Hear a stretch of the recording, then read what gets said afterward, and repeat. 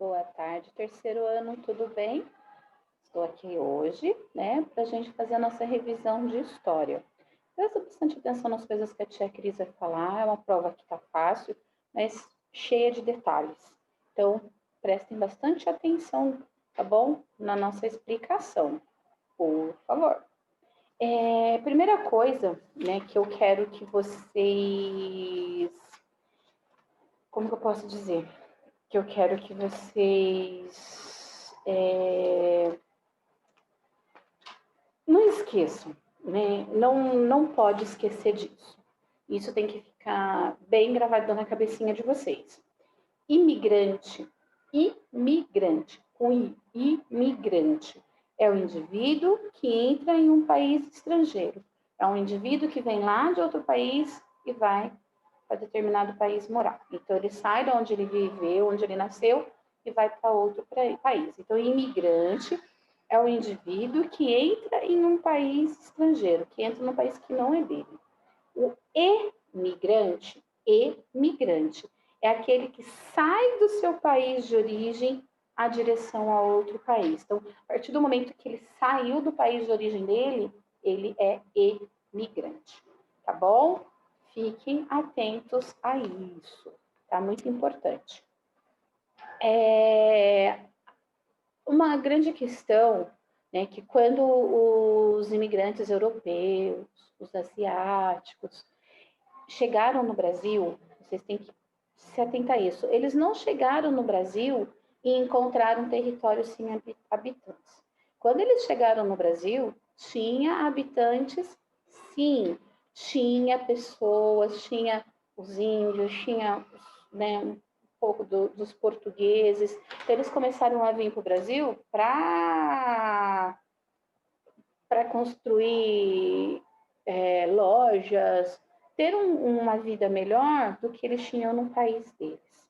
Né? Então, tinha, sim, ao contrário do que dizem, tinha, sim, habitantes no Brasil quando os imigrantes europeus e asiáticos chegaram, tá bom? Muitos falam que os brasileiros não permitiram, né, a entrada dos imigrantes europeus e asiáticos no país. É mentira, permitiram sim, porque eles entraram como fonte, né? Eles entraram como pessoas que estavam agregando as coisas ao Brasil, que estavam trazendo a cultura deles, que estavam ajudando, né, no crescimento do Brasil. E quando eles foram chegando, né, dentro das nossas terras, eles começaram a criar colônias, eles começaram a criar comunidades, né, para ajudar a manter a tradição, a cultura. Então eles viviam em grupos, né? E esses grupos eram chamados de colônias, tá bom? Alguns falam, né, que eles trabalhavam apenas nas áreas rurais. Não, eles não trabalhavam apenas nas áreas rurais. Eles trabalhavam nas áreas rurais, eles também trabalhavam nas áreas urbanas. Então, quando eles vieram para o Brasil, eles não vieram com preguiça de trabalhar. Eles vieram para trabalhar, fazer dinheiro e ter uma vida melhor do que eles tinham no país de origem. Tá? E quando eles chegaram, eles já vieram focados naquilo que eles queriam. Eles queriam abrir armarinhos. Armarinhos seria o quê? Aquelas lojinhas que tem milhões de quinquilharias. Tem fitas, tem tecidos, tem elástico, botão, tem milhões de coisas. Tinha os caixeiros viajantes, né? Os caixeiros viajantes, ele era como esses vendedores ambulantes. Eles vendiam coisas, né, de porta em porta. Ele passava a maior parte do tempo dele viajando, vendendo os produtos deles. E veio também os proprietários de armazém. O que é esses armazéns? Lembra que a gente começou a falar que era aquele, principalmente os italianos, que vendiam pão, salame, né, aquelas coisas gostosas. Então, né, tinham esses proprietários, né, de armazéns. Vamos ver o que mais que a tia Cris pode falar para vocês.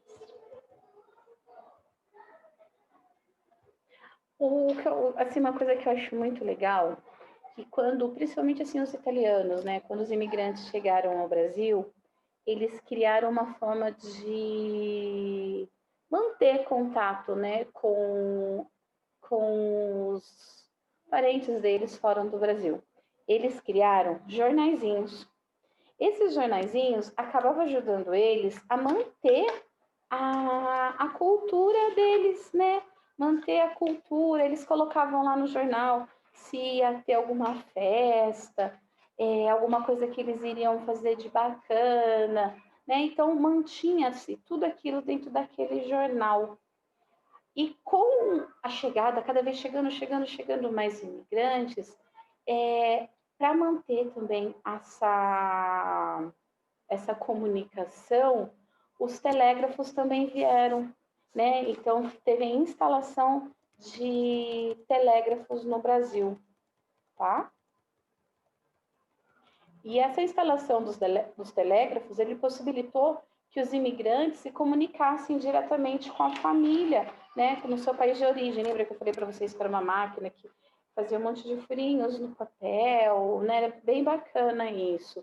E o jornal, nada mais, nada menos, eles também contribuíam para que, né, a cultura deles também se proliferasse, mostrasse, né, a cultura deles. Mas uma coisa assim, nem tudo também foi maravilhas, né?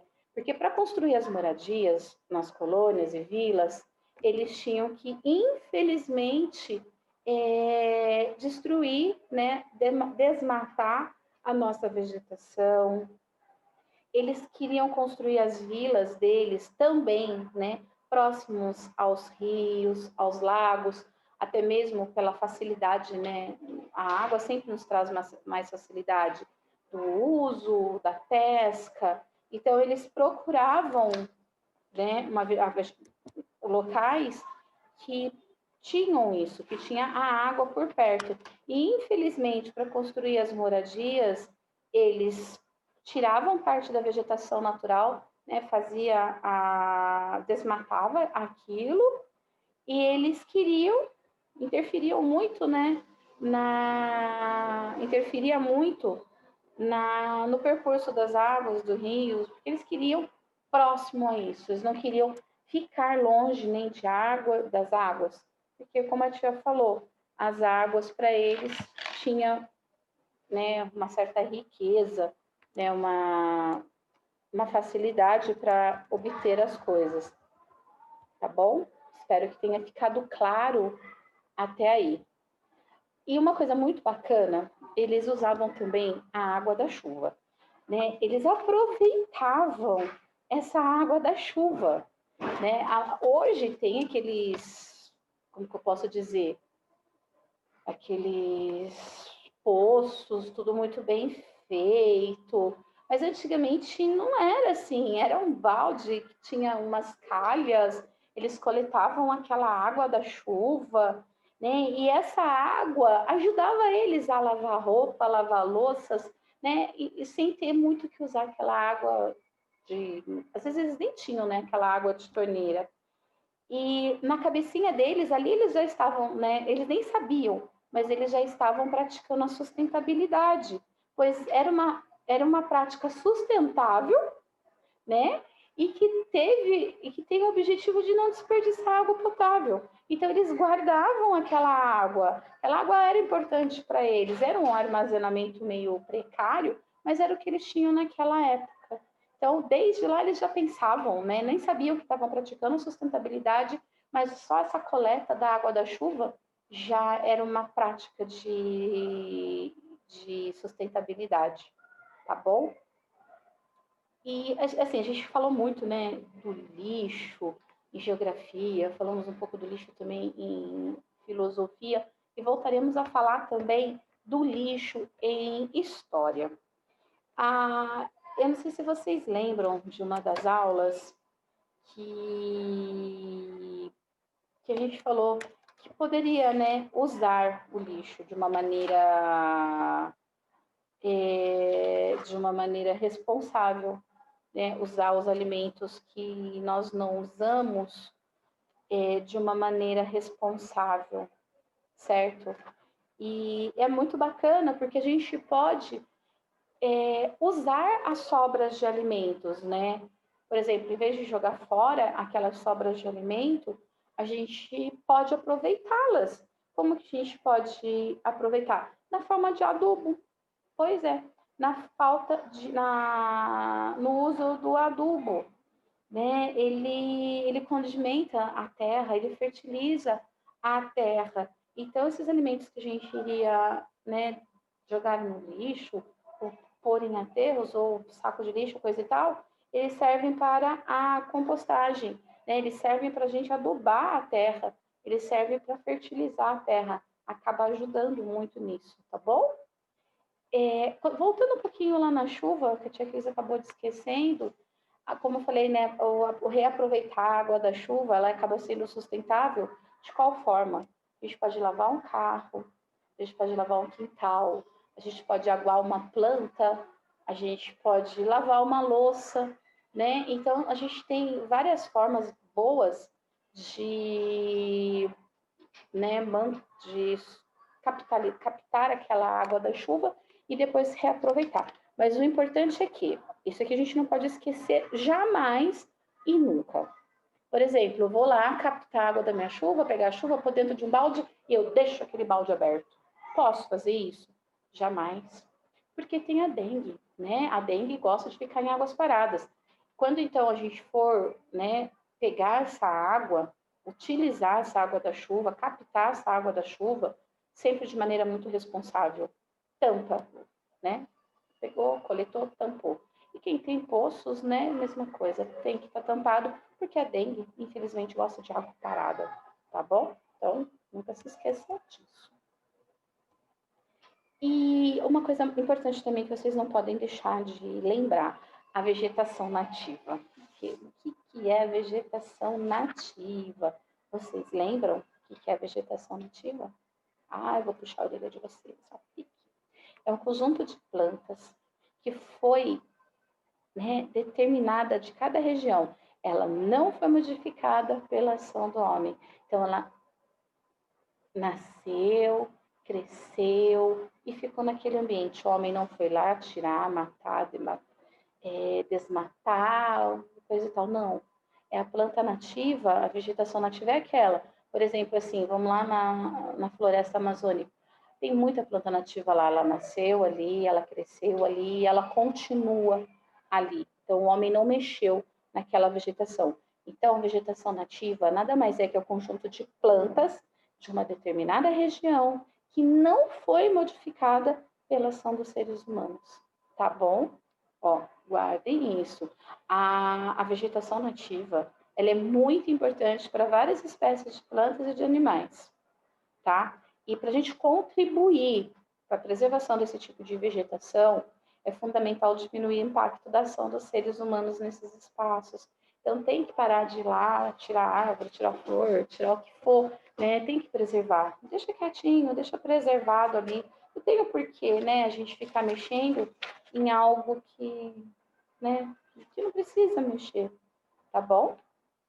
Deixa eu ver se precisa falar mais alguma coisa que a tia não tenha falado que seja importante.